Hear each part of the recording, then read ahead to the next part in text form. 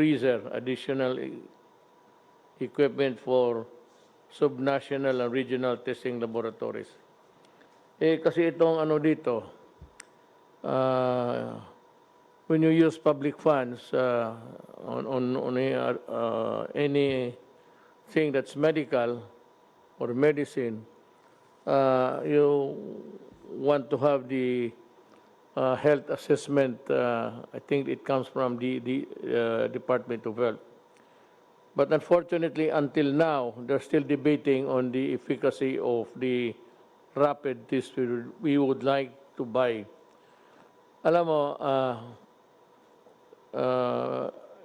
there is no FDA ruling yet because they cannot act on it without the assessment, health assessment of maybe the entire country before they would act on it, ang FDA, which I can understand. But yung assessment na galing sa DOH or a section of that department handling the assessment of the entire health spectrum, it's been there and nobody seems would like to act on it with in a jiffy. Parang ano pa sila, dalaw-dalawang isip. And there's a rule that we cannot use public funds to buy medical supplies, medicines, without the FDA signal. So, there's a hostage yung mga rapid tests we would like to buy. I will take the risk. I will order the health department and everybody. In the meantime, private sector is doing it. Maybe we can take over someday or do it all together with your help. I am clearing the way by ordering the purchase. Total, walang FDA local. But what we are trying to buy outside is approved by the FDA United States of America. So in a sense that almost all of what we eat by products of all sorts, pagka meron ng FDA approved, there's in the box FDA and galing America, kumpante naman tayo niyan. As a matter of fact, I do not really believe that they would do more testing. Ganoon lang yan. So, pagka walang yung assessment galing doon sa baba sa DOH, hindi natin mabili. I'm clearing the way. I will ask Secretary Duque to talk to the people in charge, si Secretary Galvez. And they can proceed to buy it immediately, as fast as you can really do the procurement at this time. Take note of the fact that we are all in this, the entire world. We might not have the supply. And also my fear that kung nandyan yung antibody, of course the rich nations will get it first before we can. And that I placed a condition there na kung nandyan na yung antibody available na sa market dito and that's being sold in quantity, in numbers, then I'm inclined to maybe at that time lift the lockdown. Yes, Secretary Nograles. Mr. President, we might have a solution to the problem. Yung limitation po natin is because of the Universal Health Care Law.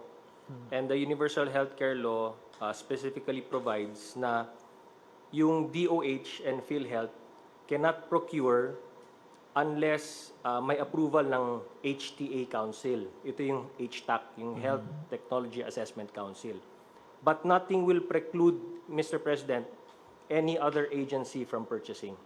So hindi lang pwede ang DOH at PhilHealth, but because we're in the state of calamity, OCD can purchase. So tama yung sabi mo, sir, na si Secretary Galvez and OCD can do the purchase. Or PSDBM, sir.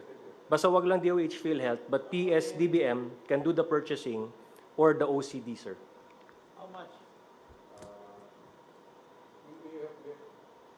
Sir, we have to tandem the PCR and the for safety, sir. So we will if we will buy 900,000 actually sir 40,000 kits of Sansure can already test 900,000.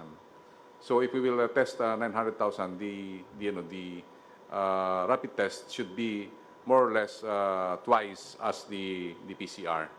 So the PCR that we will be buying worth 3.3 billion to include all the capacitation of more or less 28 nationwide accredited civilian and private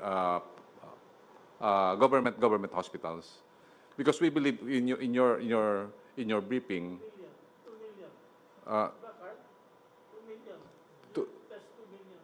Yes, sir, 2 million. Actually, we will test on a rapid test 2 million and 900,000 for the PCR for the confirmatory. So that's the we have to have really to have a safety for the false positive and false negative with the PCR, and also in order for us also to test the efficacy of the rapid test. So that's the point, sir, that we have to really to buy both. The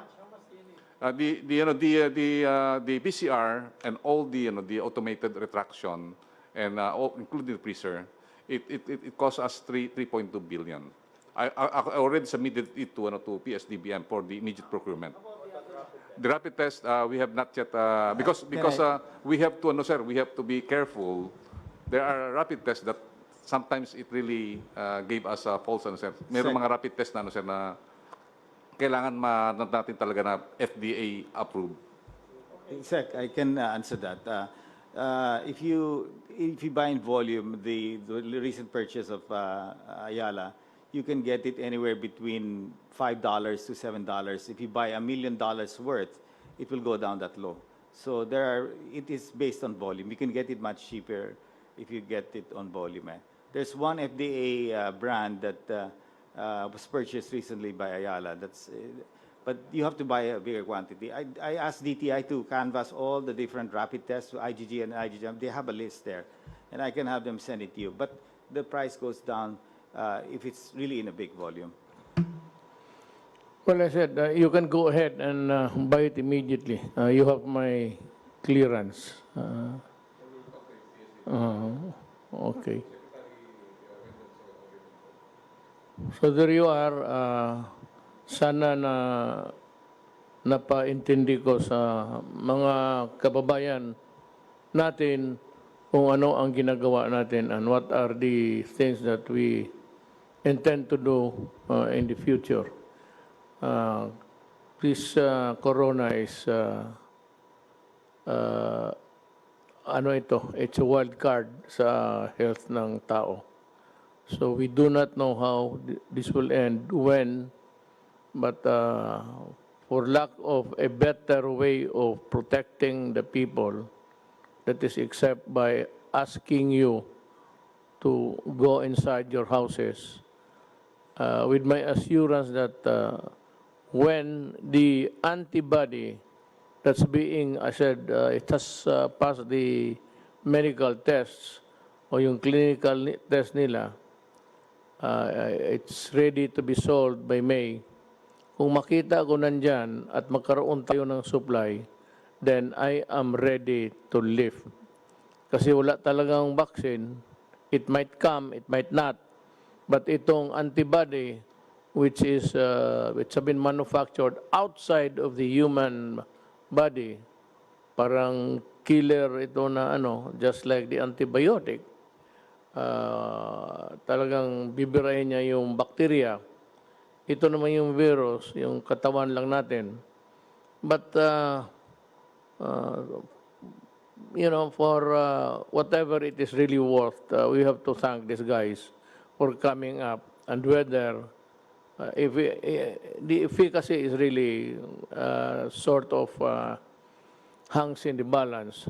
But with the assurance that they have tested it medically, I am sure that we're able to come up with something, buy it, and if I think that it is really there for good and can help people, then I am ready, I said, to lift the lockdown. Rolly, as wala ka namang problema, Roll. Everything is smooth. I said, the middle class, your patience, yung hindi nakakain, I give it to the barangay captains and the mayors to supervise and look for those guys who are there in the periphery of the barangay, not exactly inside, and that is why maybe they were not included in the listing. Look for those guys in the periphery or distancia. Sometimes you have to walk about 5 or 10, no, not really 10, 5 or about 2 kilometers sa bukid. That is the average between one house to another. We have to reach out to them, and this can only be done if the mayor, municipal or city orders it, and the barangay captains follow the order. Then we would have shortened everything, as explained by Mr. Concepcion, Joey. Things might go all right for this country. So I'd like to thank everybody, and if you still have some, let me see, itong dagdag, they come in. All that I ask is that you wear a mask, one that's durable, one that is, hindi yung laylay, ay yung iba nakasabit na lang dyan sa ilong ninyo, it is not sealed, hindi mo well, at least itong paggamit nito, sabi ni, ito, as demonstrated by Dr. Dominguez kanina, ganun mo, parang naistisilyado mo.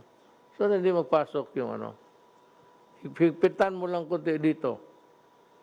And be sure to, matanong ko muna, do we have enough masks for the entire country? Sir, the Indian community and also with the Indian chamber just bought 6 million masks.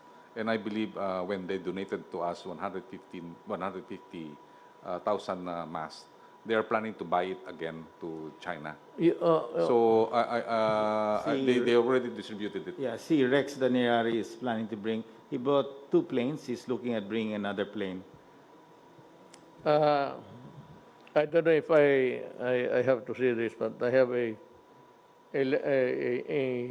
sort of a note from President Xi Jinping expressing his full support for us at this time, and citing what we did to help China, and of course to erase not really erase, but to counter the malign that they were suffering at this stage. Hindi naman lang kasalanan galing yung who would really want to invent a microbe to kill humankind, pati yung iyo.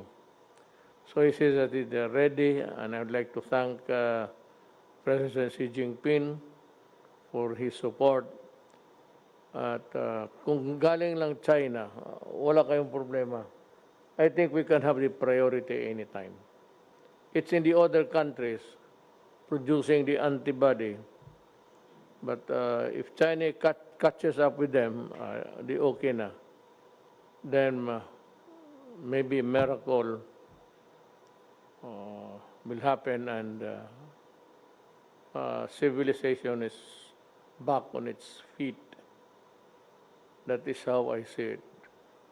So, mga kababayan ko, ginawa namin lahat ito. One is that I really do not want to see a single Filipino dying of, lalo na yung mga bata. So, again, at the risk of being redundant or repetitious, again, I would like to say that go out and seek the hungry before they die.